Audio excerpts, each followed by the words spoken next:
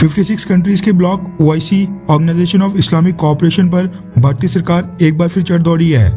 भारतीय सरकार ने ओआईसी को एग्जैक्टली क्या बोला है वो बताने से पहले मैं आपको बता दूं कि ये बवाल मचा किस कारण से है और इसके पीछे का असली रीजन क्या है। सबसे पहले तो मैं आपको याद दिलाना चाहता हूँ, कुछ ही हफ्ते पहले जब असम की दिरांग डिस्ट्रिक्ट में एक illegal occupation and eviction drive के समय वहां पर हिंसा भड़क उठी थी, ओआईसी ने उसमें भी दखल दी थी और भारत पर आरोप लगाते हुए इस घटना को असम की मुस्लिम कम्युनिटी के खिलाफ सिस्टमैटिक परसिक्यूशन एंड वायलेशन यानी भारत के असम राज्य के मुसलमानों के खिलाफ व्यवस्थित ढंग से की गई हिंसा और उत्पीड़न करार देते हुए इसकी निंदा की थी। ओआईसी ने उस समय कहा था कि जो भारत से मीडिया रिपोर्ट्स आ रही हैं वो बेहद शर्मनाक हैं और ओआईसी भारतीय सरकार और अधिकारियों द्वारा एक जिम्मेदार रुख का आह्वान करती है। ओआईसी के जनरल सेक्रेटरीट ने भारत सरकार से भारत की मुस्लिम माइनॉरिटीज की रक्षा करने और उनकी सभी धार्मिक और सामाजिक स्वतंत्रता का सम्मान करने का आह्वान किया था। इस पर तो खैर हमने एक वीडियो बनाकर आपको इन्फॉर्म भी किया था, लेकिन आपको ये पता नहीं होगा कि ओआईसी असम के बाद अब कश्मीर में जा घुसा है।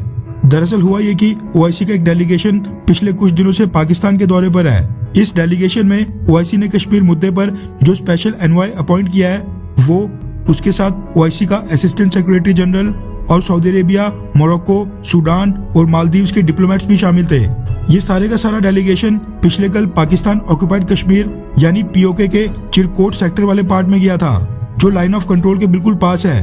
वहां पर इनको बॉर्डर की सिक्योरिटी सिचुएशन को लेकर पाकिस्तान आर्मी और पाकिस्तान मिलिट्री ऑफिशियल्स ने पूरी तरह ब्रीफ किया था। आप ये सोचिए कि अफगानिस्तान में किस तरह से शिया मस्जिदों और मुसलमानों को निशाना बनाया जा रहा है, वहीं चाइना में वीगर मुसलमानों के साथ क्या क्या नहीं हो रहा है, लेकिन ओआईसी उस पर एक बार भी नहीं बोला है। जबकि कश्मीर पर ओआईसी पाकिस्तान को बैक करते करते पीओके तक पहुंच गया है, जिसके बाद इस पूरे मुद्दे को लेकर भारत की तरफ से भी एक आधिकारिक स्टेटमेंट आ गई है।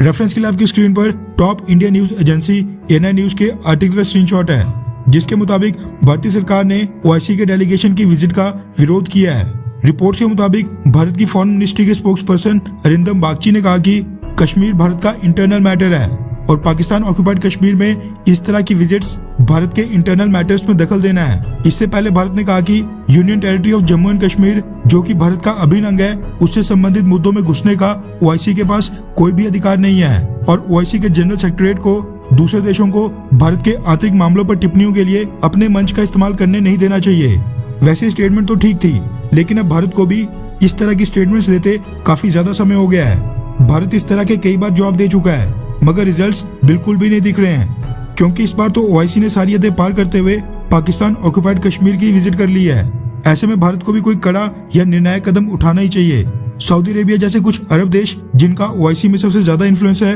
उनके साथ ये मुद्दा उठाया जाना चाहिए, क्योंकि ये सभी देश एक तरफ भारत को क्रूड ऑयल बेचकर हमसे सालाना कई बिलियन डॉलर्स कमा रहे हैं और ये दूसरी तरफ हमारे दिए पैसे पाकिस्तान को फाइनेंशियल एड के तौर पर दे रहे हैं, और जो ओआईसी के मंच से इनडायरेक्टली भारत को टारगेट करते हुए कश्मीर मुद्दे के ऊपर पाकिस्तान का साथ देना वो अलग से, जो कि अब बिल्कुल भी टॉलरेट यानी सहन नहीं किया जाना चाहिए। खैर, आपको क्या लगता है कि नीचे कमेंट करके अपनी जेन्युइन राय दें और इंटरेस्ट हो तो बाकी कमेंट्स को रीड करके डिस्कशन का हिस्सा बने।